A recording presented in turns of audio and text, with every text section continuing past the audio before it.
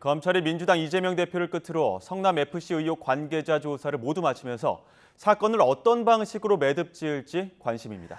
검찰은 이 대표를 기소한다는 방침은 세웠지만 구속영장을 청구할지를 놓고는 고심하고 있습니다. 취재기자 연결해 자세한 내용 알아봅니다. 송재인 기자. 네, 사회부입니다. 우선 오늘 검찰은 이 대표 조사 내용을 분석하는 데 집중하고 있죠. 네, 그렇습니다. 다만 분석할 분량이 그렇게 방대하지는 않을 것으로 보입니다.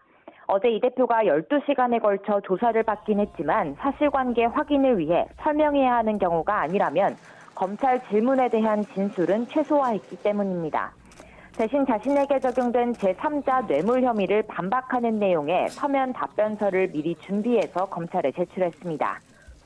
성남시장으로서 지역경제 활성화를 위해 관내 기업들의 부지 용도를 변경해줬던 행정적인 결정과 기업들이 광고 효과를 노리고 성남FC와 광고 계약을 맺었던 건 별개의 결정이었다는 게 핵심입니다. 검찰이 부정한 청탁의 증거 정황이 아니냐며 제시한 문건에도 이 대표는 모른다는 취지의 답을 반복한 것으로 알려졌습니다. 이 대표는 또 이 같은 결정들로 성남 시민의 이익이 커졌다는 논리를 대면서 정치적 이익을 위해 대가성 후원을 주도한 게 아니냐는 검찰의 주장에도 맞선 것으로 알려졌습니다. 이 대표는 어제 조사를 마치고 나와서도 검찰의 주장을 받아들일 여지가 마땅히 없다면서 혐의를 부인하는 입장을 다시 한번 강조했습니다. 직접 들어보시죠. 결국 법정에서 진실이 가려질 것입니다. 오늘 제시되는 여러 자료들을 봐도 제가 납득할 만한 그런 것들은 없었던 것 같습니다. 네, 다음 절차는 신병 확보 시도다 기소일 텐데요. 검찰 분위기 현재 어떻습니까? 네, 검찰이 이 대표를 기소하는 방향으로 사실상 방침을 세웠다고 봐도 무방합니다. 검찰은 앞서 이번 의혹과 관련해 성남시 실무진을 기소하면서 공소장에 정진상 당시 성남시 정책실장과 이재명 대표를 공범으로 이미 못 박았습니다.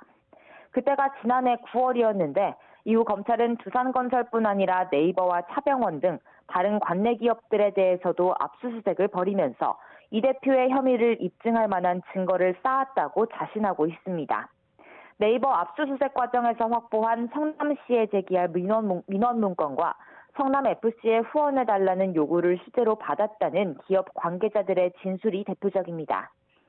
수사팀은 성남FC가 받은 광고비가 모두 160억 원에 달해 이 대표의 혐의가 무겁다는 점을 앞세워서 구속영장을 청구하는 방안에 대해서도 가능성을 열어뒀습니다.